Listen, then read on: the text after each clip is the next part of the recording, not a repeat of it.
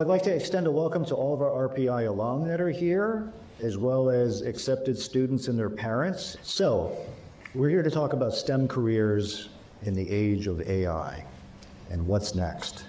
We have these two AI-driven chatbots in this simulated therapy session. What you probably didn't realize is this therapy session was 60 years in the making.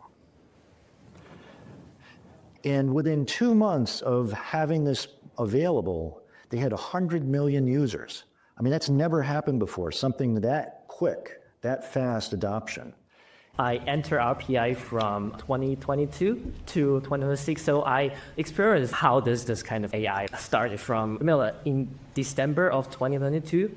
So it seems like a 3.5 years. I personally think for skills, we can think two different kind of skills. One is the explicit skill, which is like the rules and the knowledge we can learn from the courseware or like the textbook. The other is the tacit skills, which is hard to explain through this learning. It's kind of like learn how to learn, which cannot be easily replaced by AI. I've been an entrepreneur since the very early days, starting a company as a sophomore at RPI. That was like an app company, actually. So I've seen early stage, literally getting your first $5,000 check to raising $85 million with a local company as a Series B telehealth company. So I've done all these different parts. If we zoom in a little bit more, we see in the red here, that's how far AI has penetrated in those different professions to this point. And at the peak, there may be 30% or so. So it's really a fascinating conversation. And very similar to the analysis that Jay did, looking at every major at RPI and also the career paths they typically take. Everyone will be touched by AI, but they will be done in different ways. Right, so if you backtrack 2020, just over 6 years ago, was pre-COVID. No one even worked remotely then. And so we're trying to plan for another 5 years ahead with AI putting everything on steroids, right? I'll give you my bottom line. I'm still bullish on STEM careers in the age of AI for several reasons. One, being pragmatic. Unless you're a carpenter framing houses, AI is going to invade your world, if it hasn't already. They still do use AI, even framing houses. My only point is, if you look at engineers right now, maybe it'll change, but right now, engineers leaving college, it's much, much harder to find a job than it was for me 40 years ago.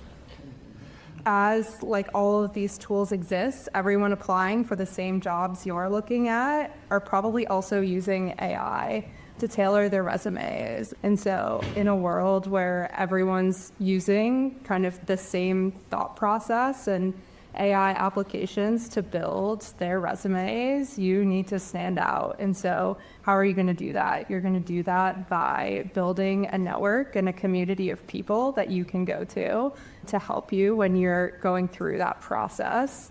I think entrepreneurship is going to absolutely blossom, explode in coming years because people will have the tools to do 10x, 100x of what they used to be able to do. And the only thing that will limit them is their ingenuity, their curiosity, their innovation. The economy runs on innovation. So with innovation, you need to understand STEM. You have competitive companies that want to succeed. And so in my business, what we're doing is helping protect their inventions and trying to get competitive advantage for them against their rivals in other countries, for example.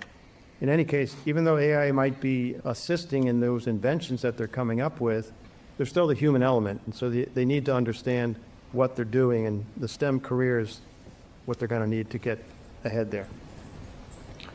So one of the things we developed over the last 6 months at this company, UMash, was digital customer support agents. So you basically talk to it. So you could call it 1 a.m. in the morning, my hot water heater is making a beeping sound and is giving me a 101 error. So it could be anything, right? Within 2 weeks, someone did call in on a weekend and said, my thing's on fire, my hot water heater's on fire. So like basically goes into safety mode, shuts it down, and it's better than a person. So I'm going to tell a little story. It's only one data point, but it's a data point. So a few weeks ago, Sal Khan of Khan Academy was at MathWorks giving a talk. He's fantastic. If you ever have a chance to see him, do it.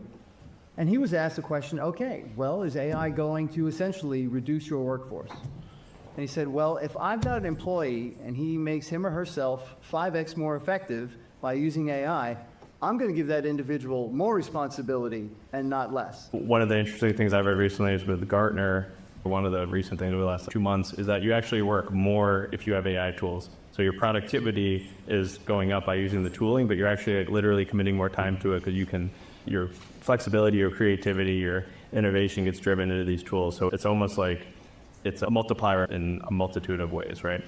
And so looking forward 5-10 years out, what you're going to see is it's not just going to be engineers writing code. So there's probably going to be more diversity, more creativeness, and it's going to be a whole new world of opportunities out there. I want to thank everybody for coming and attending, and thank you most of all to our 7 panelists here. Can we give them a round of applause?